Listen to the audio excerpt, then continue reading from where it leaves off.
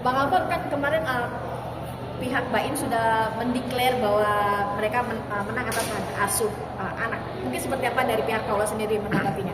Ya, pertama-tama begini ya, ini bukan soal hak asuh saja ini ya, tetapi banyak hal yang lain sebenarnya dalam putusan ini.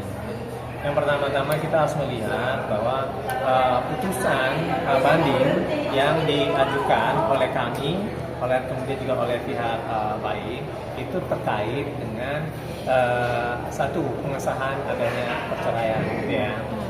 Nah itu memang setuju. Gitu ya. Nah kemudian yang kedua itu terkait dengan apa yang kita kategorikan sebagai khusus, gitu ya. Nah, karena kemarin itu sangat mengemuka dan sangat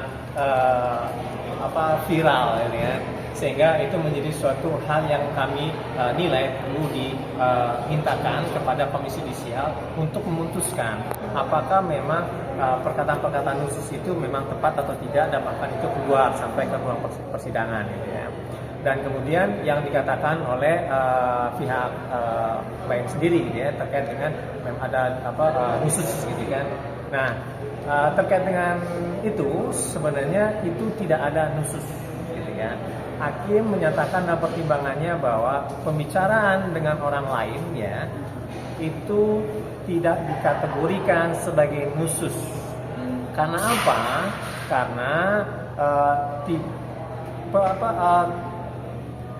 ilmu yang belum tinggi dari seseorang belum bisa mengkategorikan seseorang itu melakukan perbuatan itu menjadi khusus, gitu kan.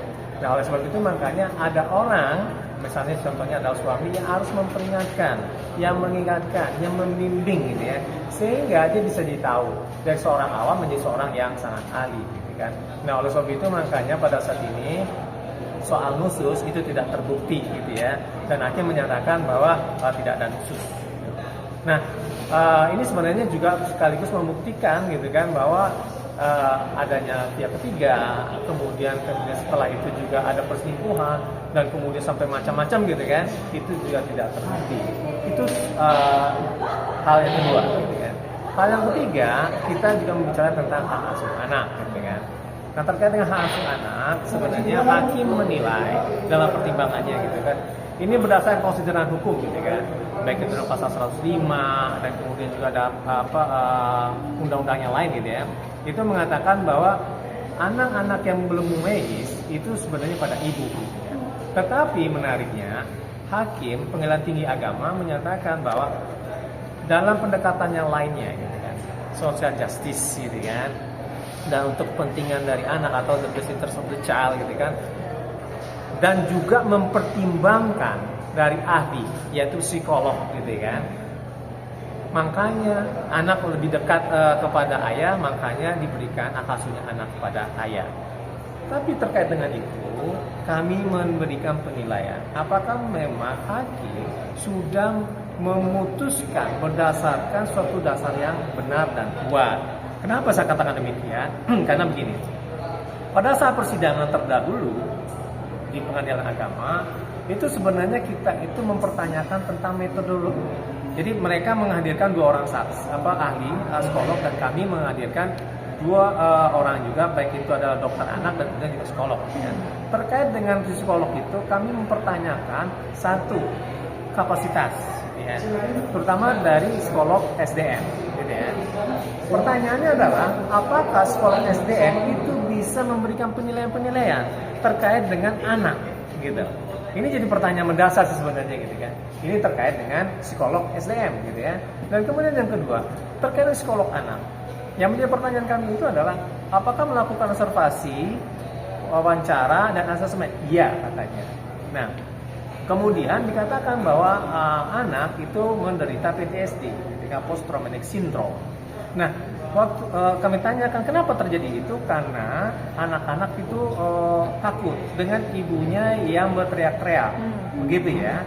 Nah, kemudian di situ makanya memunculkan trauma bagi anak, gitu kan. Kalau saya tanya waktu itu, dasarnya waktu itu apakah ahli itu melihat langsung bahwa ibu itu atau klien saya itu memang berteriak-teriak? Tidak. Terus dari mana ahli itu mendapatkan informasi bahwa memang ibu itu berteriak-teriak sehingga anakku takut dari pemohon, gitu. Nah, artinya di sini bahwa keterangan untuk menyatakan terjadinya PTSD, gitu kan, itu adalah dari pemohon, bukan dari fakta yang dia lihat langsung, gitu. Kan menarik seperti itu, gitu kan. Dan yang kedua, gitu kan, dinyatakan bahwa yang membuktikan bahwa anak itu dekat dengan ayah itu ada observasi terkait dengan gambar. Gambar ini adalah gambar anak-anak, gitu kan. Gambar anak-anak kepada gambar anak kepada gambar anak ya. Dan di situ digambarkan laki-laki. Nah, gambar laki-laki itu dikatakan bahwa itulah bentuk bukti anak-anak itu dekat dengan ayahnya, padahal tidak, gitu kan. Nah, kami tanya kepada psikolog yang menjadi ahli kami, gitu ya, itu artinya apa, gitu ya. Artinya gambar laki-laki yang dibuat oleh anak-anak itu adalah orientasi seksual.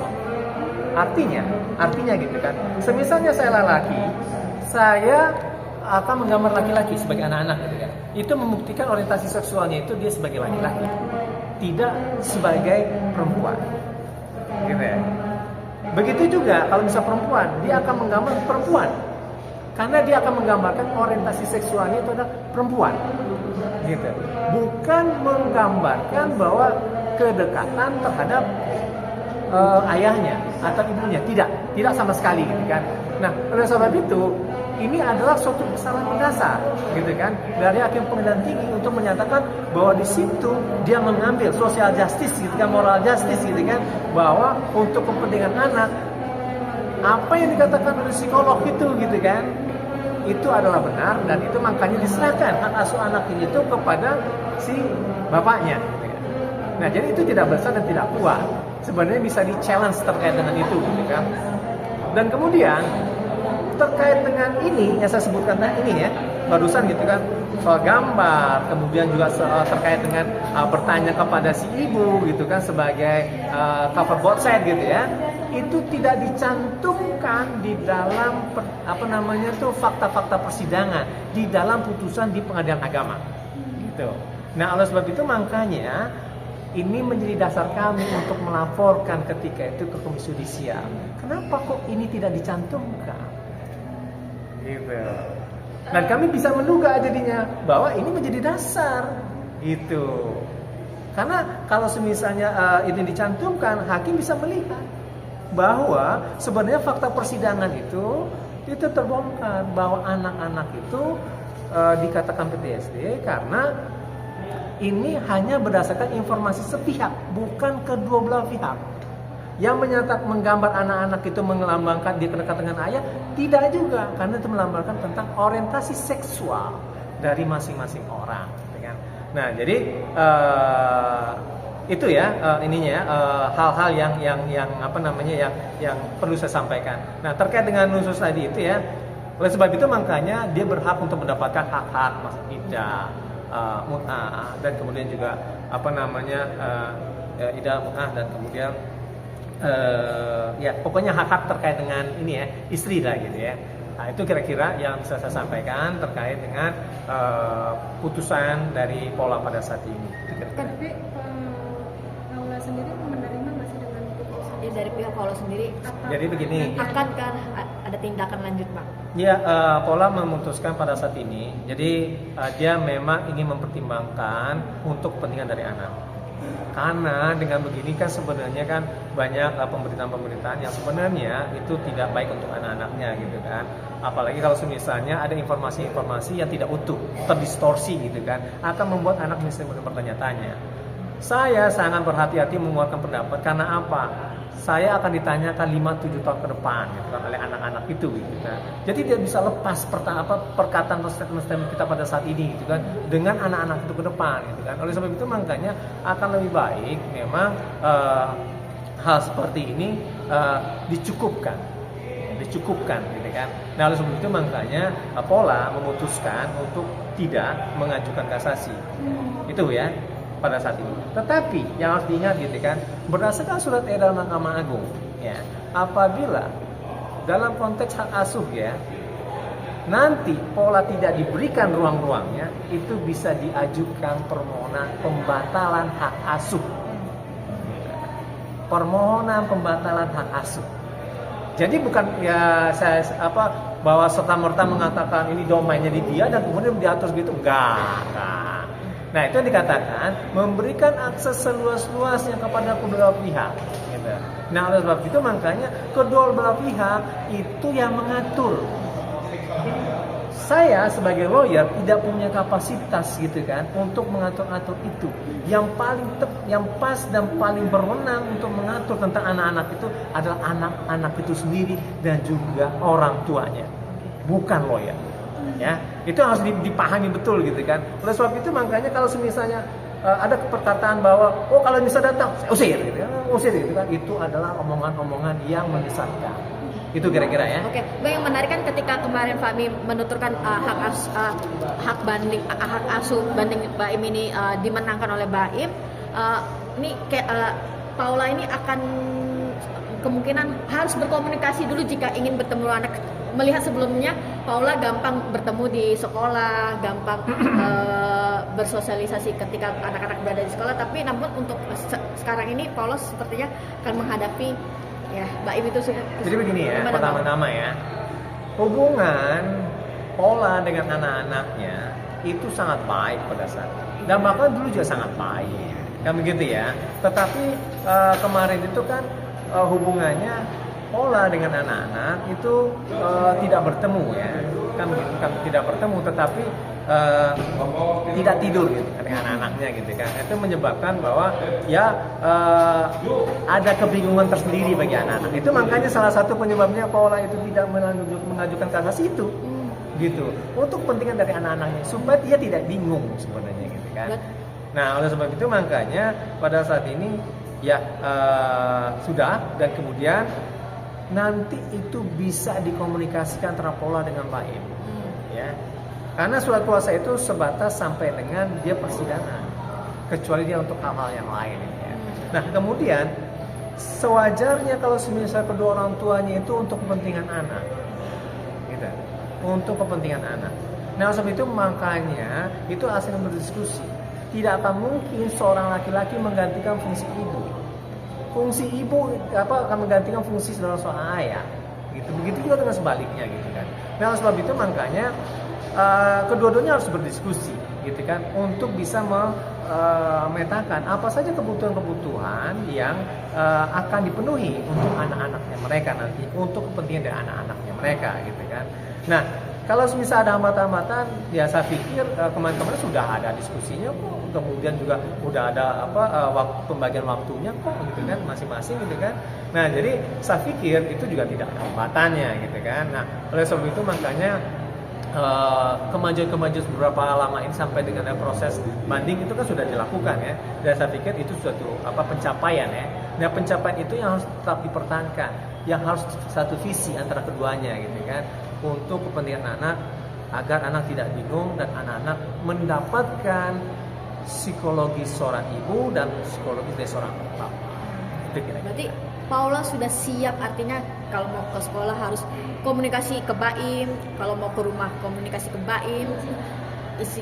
Nah, intinya kan begini, bahwa bukan berarti itu tidak memberikan ruang kan begitu kan, itu ruang seluas-luasnya diberikan ya. Kalau misalnya tidak, ya artinya kan ada surat edaran dan itu terstate loh di dalam putusan ya, dalam pertimbangan gitu kan. Kalau misalnya tidak terpenuhi itu bisa dilakukan pembatalan hak asuh anak gitu. Itu makanya salah satunya Paula menerima itu. Terakhir sudah bertemu anak-anak kapan, Bang? Kalau nggak salah saya tuh sekitar 3-4 hari yang lalu. 3-4 hari yang lalu masih bisa bertemu. Itu gampang untuk diajak keluar main atau hanya sebatas di rumah saja atau jemput sekolah dulu atau jemput? Enggak, kan 2 minggu waktu itu kan main-main. Dan kemudian juga ketika teleponan saya juga mendengar, "Mama ini gimana? Mama mau ini." "Ya silakan nak, makan aja nak." Saya mendengar itu. Jadi artinya anak-anak dengan ibunya itu nyaman gitu. Jadi tidak benar kalau misalnya anak dengan ibunya tidak nyaman gitu kan. Dan itu menguatkan bahwa secara metodologis psikolog yang memberikan keterangan itu bermasalah, gitu kan. Nah, oleh sebab itu makanya kalau misalnya hakim tinggi agama menyatakan bahwa dan menyandarkan penilaian berdasarkan psikolog yang memiliki permasalahan dalam metodologis tadi gitu ya, itu menurut saya itu ada kekeliruan. Oke.